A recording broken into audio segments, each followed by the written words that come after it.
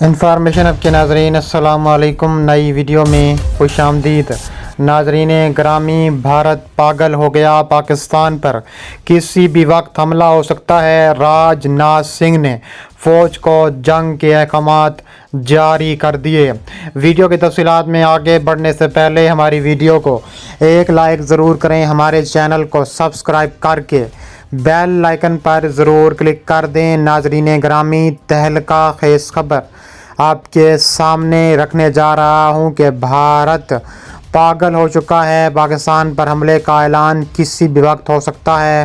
राजनाथ सिंह ने फ़ौज को बड़े अहकामात जारी कर दिए। इसके अलावा मुल्क के तहफ़्फ़ुज़ के लिए जौहरी टंडन की ज़रूरत है। राजनाथ सिंह का ऐलान ताकि कुछ पड़ोसियों को दंदान शुकन जवाब दिया जा सके। हम हर तरह के हालात से नबरद आज़मा होने के अहल हैं। वज़ीर दिफ़ा ने लखनऊ में बरामूस मिसाइल यूनिट और डिफेंस टेक्नोलॉजी और टेस्टिंग सेंटर के लैब का संगे बुनियाद रखा। इस मौके पर वज़ीर आला योगी आदित्यनाथ भी मौजूद रहे। राजनाथ सिंह ने कहा है कि हम बरामूस मिसाइल दुनिया में किसी भी मुल्क पर हमले के लिए नहीं बना रहे, हम बरामूस बनाए से इसलिए बना रहे हैं कि ताकि हिंदुस्तान को दिफाई शोबे को इतना मजबूत और ख़ुद कफ़ील बनाया जा सके। वज़ीर दिफ़ा ने कहा है कि अब मुल्क के दिफाई मैनुफैक्चरिंग सलाहियतों में इजाफ़ा हुआ है और दिफाई बरामदात का आगाज़ हो चुका है। हाल ही में हमने दिल्ली में रूस के वज़ीर दिफ़ा से मुलाकात की और गैर मुल्की दिफाई मैनुफैक्चरर्स को अपनी ज़ारफ़ राग़िब करने के लिए 3 नुकाती नया नारा दिया है। उन्होंने कहा है कि बरामूस का नाम हिंदुस्तान के बरामुत्तर और रूस के मास्कोंदी के नाम पर रखा गया है। राजनाथ सिंह ने पाकिस्तान को सख्त तरीन धमकी देते हुए कहा है कि बरामूस मिसाइल से पाकिस्तान को उड़ाने की भरपूर ताकत रखता है भारत। इस मौके पर उन्होंने रियासत के वज़ीर आला योगी आदित्यनाथ के तरक्याती कामों, मरकज़ी हुकूमत की इस्तेकामात के नफ़्फ़ुज़ के मामले में तारीफ़ करते कहा है कि मैं वज़ीर आला योगी आदित्यनाथ का शुक्रिया अदा करना चाहता हूं। जैसे उन्होंने इस प्रोजेक्ट के बारे में उनसे जिक्र किया तो फ़ौरन बेतअख़ीर 45 दिनों के अंदर अंदर DRDO को 200 एकड़ ज़मीन फराहम कर दी। वहीं वज़ीर आला योगी आदित्यनाथ ने कहा है कि बरामूस मिसाइल यूनिट लखनऊ में कायम किया जाएगा। इससे रियासत में रोज़गार के नए मौक़े पैदा हो गए। दूसरी जानिब भारत और पाकिस्तान आमने सामने आ चुके हैं। बड़ी खबर सामने आ रही है कि पाकिस्तान और भारत LOC पर शदीद कशीदगी सामने आ चुकी है और ऐसी कशीदगी के बाद पाकिस्तान और भारत ताबड़तोड़ एक दूसरे पर हमलावर भी हो रहे हैं।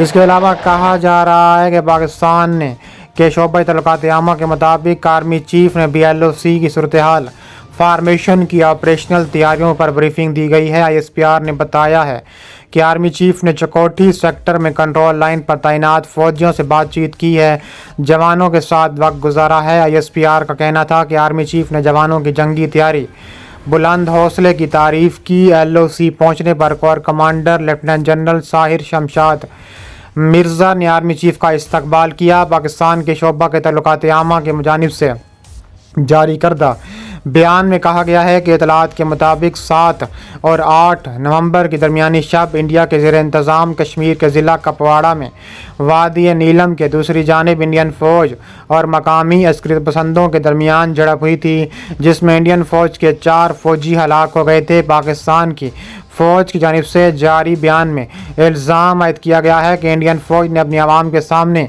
इस वाक़े की खिफ़्फ़त मिटाने के लिए इस वाक़े की वजह तलाश करने और इसका हल निकालने की बजाय LOC पर सीज़ फायर की खुल्लम खुल्ला खिलाफ वर्जी करते हुए पाकिस्तान के ज़ेर इंतज़ाम कश्मीर के मुतअद्दिद इलाकों पर भारी गोलाबारी और शेलिंग का सिलसिला शुरू कर दिया। ISPR के बयान के मुताबिक पाकिस्तान के ज़ेर इंतज़ाम कश्मीर के उन इलाकों में वादी नीलम के इलाके निकरौन, कीर, शारदा, धनियाल, शाकोट, जौहरी और मुतअद्दिद सेक्टर शामिल हैं। पाकिस्तान के फ़ौज के शोबा तल्लुकात आमा के मुताबिक इंडियन फ़ौज ने LOC की खिलाफ वर्जी करते हुए बिला इख्तियार फायरिंग और गोलाबारी का सिलसिला सिर्फ फौजी चौकियों तक महदूद नहीं रखा, बल्कि आलमी कवानीन के तहत इंसानी हकूक़ की खिलाफ वर्जी करते हुए शहरी आबादी को भी निशाना बनाया, जिसके नतीजे में 4 शहरी हलाक जबकि 12 ज़ख्मी हो गए थे। पाकिस्तानी फ़ौज के बयान में दावा किया गया है कि पाकिस्तानी फ़ौज ने बिला इख्तियार फायरिंग का जवाब देते हुए इंडियन फ़ौजियों को निशाना बनाया।